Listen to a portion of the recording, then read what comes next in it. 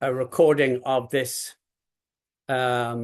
session, and I would ask that you keep questions till the end, but nevertheless, you will receive a full recording and be able to follow up on the things that we cover.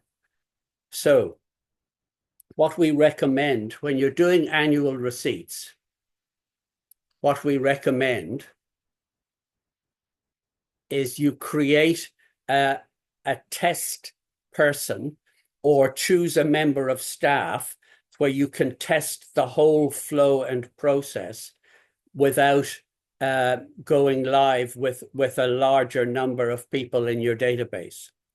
So you're going to be selecting people. You're going to be determining whether or not they've got email addresses or whether or not they expect postal, a PDF type delivery of your annual receipt. You're going to be doing all kinds of selections based upon established criteria, but it is important that we test that process, because like every process in Vega, really, it starts off with a document and a query that allows you to select the people that you're going to send receipts to. Now, that's easy if it's just all your regular givers, and I'll show you how that works. But you can subdivide the outputs, you can subdivide the queries so that different people are getting different receipts. If we look at a base document, and this is a very base test document, you'll see that there are important differences, although this looks very similar to a standard tax receipt. But you'll see here that the mail merge tags are actually tagged as annual receipt mail merge tags. And that's important that we use those. We don't get the same results if we use the standard donation receipt or donation amount and so on.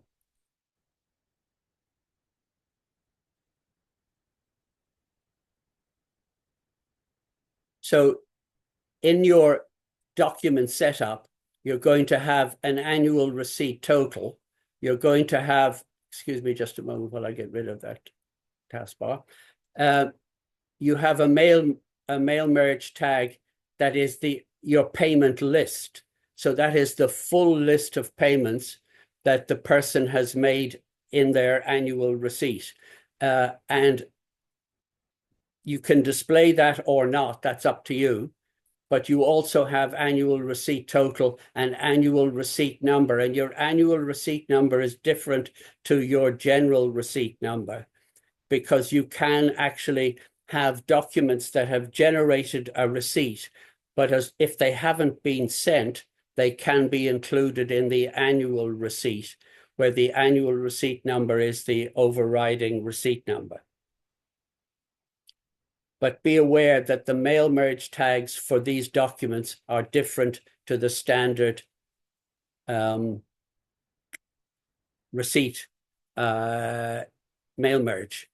And obviously the other values, the ABN in Australia, the New Zealand Charities Commission number, the amounts and so on are all customizable to each country and each tax regime.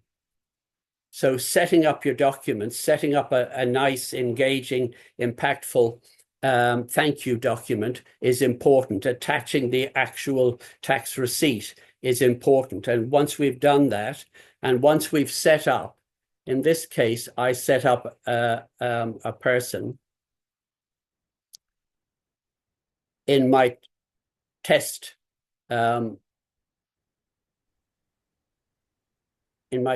domain. I've set up a person and I'll take him through. So this person here, Tony Lynch,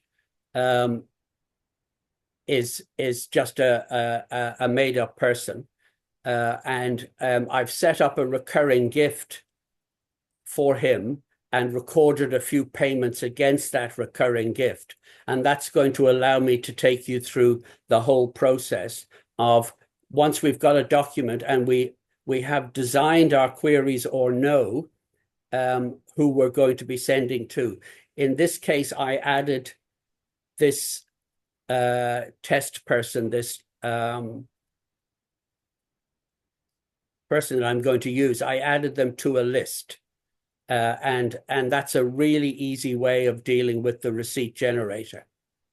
So if I want to now go through, you'll see here that he has an open annual receipt or recurring receipt. And we're going to go into the money menu.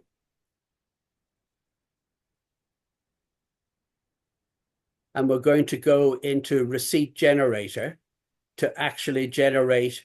And again, if you're dealing with just 1, 2, or 3 people, it's easy for you to run through the whole process and see that everything that you want the donor to experience is being experienced correctly before you actually set up for your live run.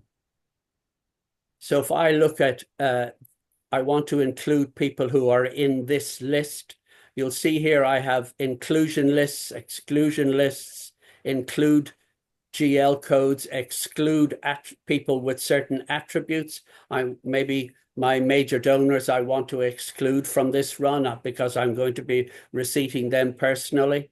But if I have a list of people, all my regular givers, if I have a list of all my regular givers giving more than $100 a month, that's a really good list to send as a particular communication to.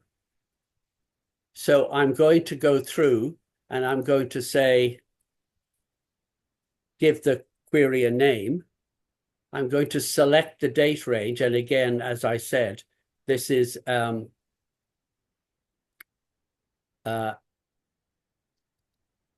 different for Australia and for New Zealand.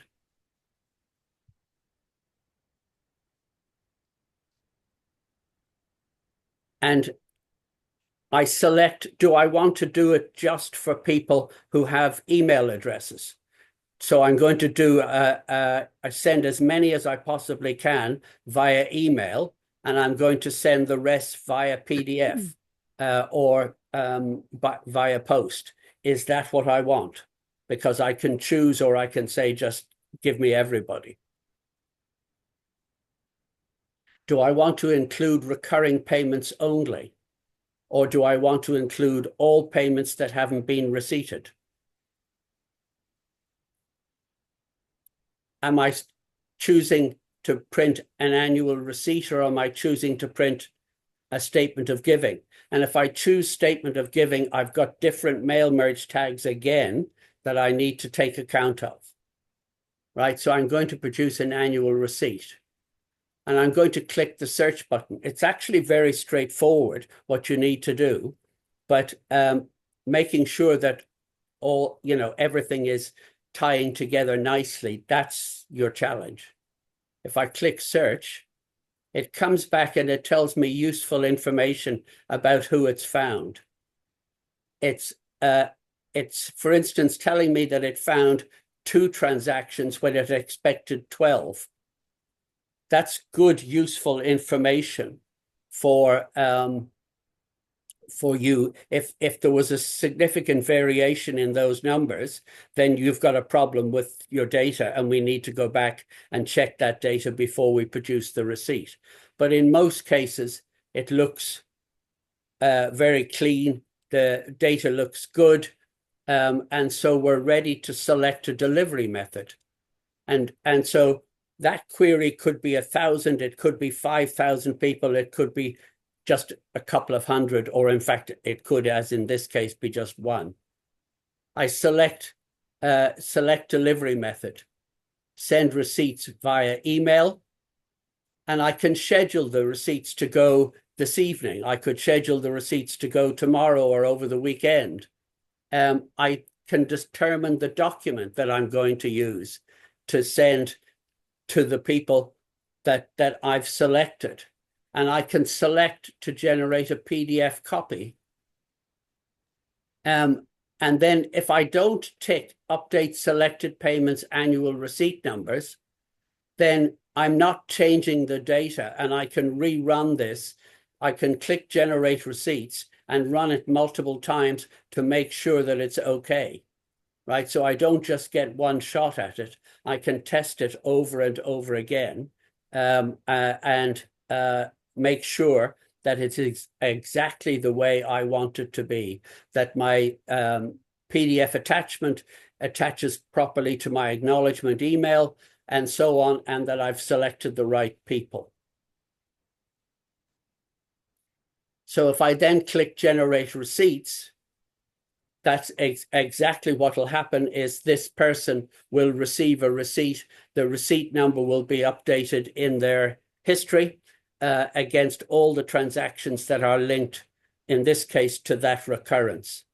In the case of a statement of giving, you are updating the transactions that are on the person's record that have not been receipted prior will be receipted. You will generate a receipt number for those transactions, but you will not change the receipt number that was originally given to that person. Now, a receipt is generated when the receipt is marked as sent by Vega. And anything that I generate here is going to go into the personal histories for mailings for any of the people that receive these. It's just like sending another email. It's just like any other email record within Vega. We're recording everything about it and whether or not the person has received it and opened it and so on. All those things are recorded fully in Vega. So if I don't update the receipt number, I can click generate results. This mythical person will receive a document that I've selected, and I can verify that it's exactly what I want, and then I can go back and redo my list or choose another list or choose another, just include all recurring givers and go through this process again. And again, allow, a little bit of time for the query to be resolved. And because Vega's doing a lot of work, if you're dealing with, 5,000 annual receipts, 10,000 annual receipts, Vega will be doing quite a lot of work to generate each of those individual receipts to send to map and send to the recipients. So that actually is as difficult as it gets. So I'm very open to questions and would welcome any questions, because it's as simple as I've displayed.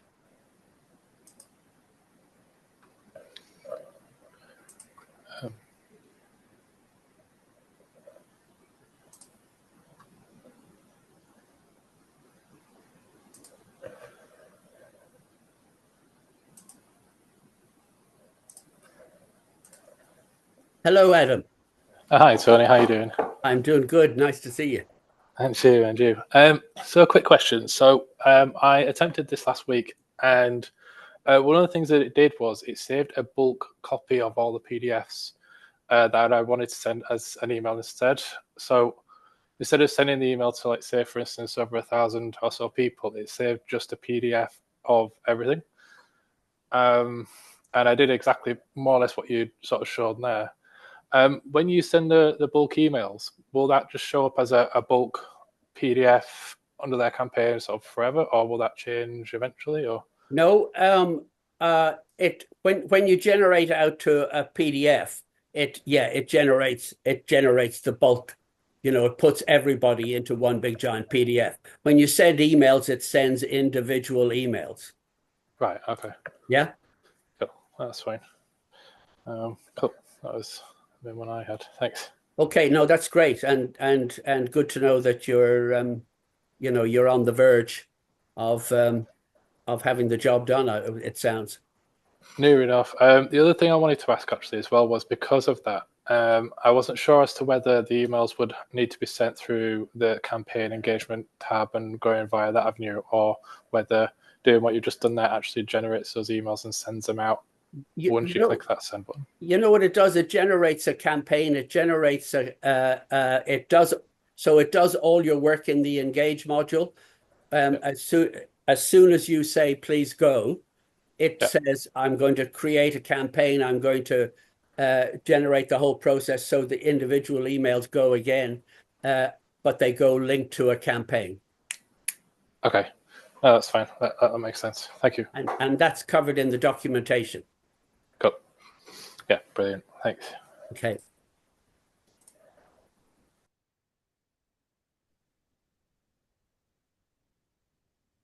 I have a question, Tony. Yes, Audrey. So with the lists that you were talking about, so you might have people with emails, but they want their receipts by post. So we have grouped them by attribute to be postal, sent their receipts by post. So have we created these lists beforehand separately in that way through attributes or through? Yeah, that's the best thing to do is if you like, tidy the decks down, get everything set up in terms of my target groups for different ways of service. And we do all that in the prep, just like setting up or using 2 or 3 staff colleagues if they're available to as our test cases. But yeah, we create those lists up front. Thank you.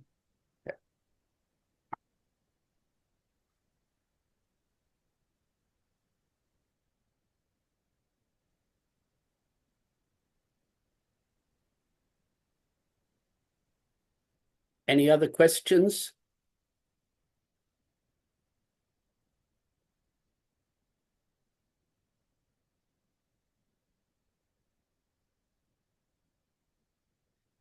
It is straightforward. Yes, Adam. So I do have another one. So on some of our donor records, we do have recurring donors, but there are some of them where when we did the data transfer last year, where some of the donations aren't considered a recurring payment, but they're a part of the recurring schedules.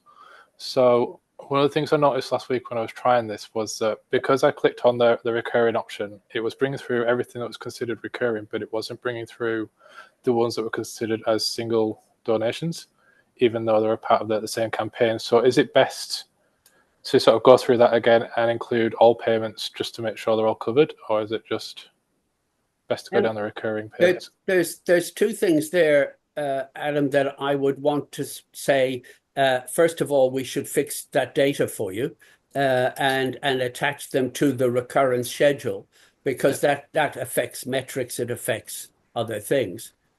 So if we can identify that data, then let's get that data fixed, and then go back to including all including recurring payments only, because that's the syntactically correct thing to do. Right. So, I mean, just for the sake of getting past the annual receipt, because I know that data tidy up might take a bit of time, is it then best just to go down there, include all payments through, send out the receipt, and then fix the data later? That should solve it, shouldn't it? It should solve it, yeah. Okay, brilliant. Thank you. Cheers.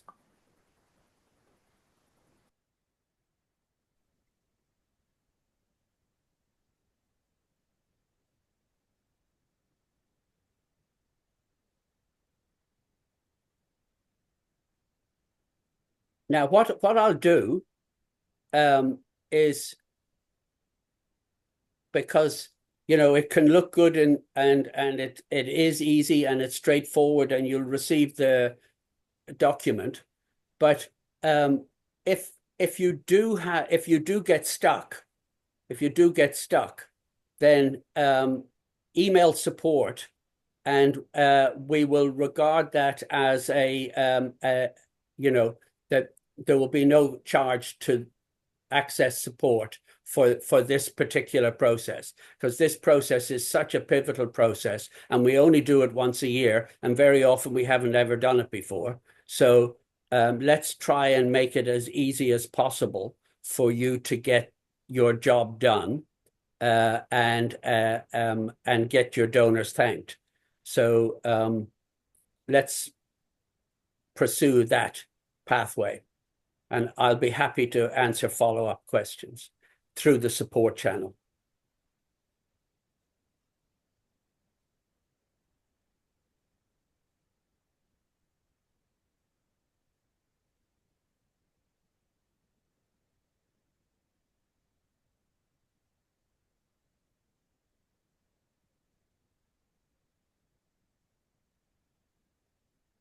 Okay.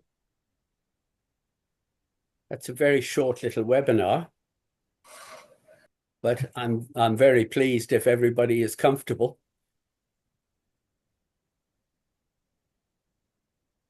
As I said, I'll send both the link to the knowledge base and also the link to this recording, you should be able to resolve every question that you have through both of those. But let's make sure that this process goes smoothly on both sides of the Tasman.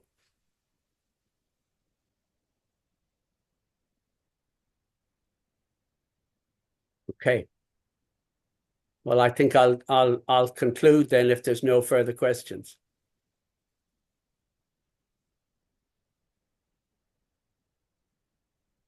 Okay. Thanks, Tony. Thank you all. Thank you all. Nice to see Cheers. everybody. Well, thanks, Tony. Okay. Thank you. Okay.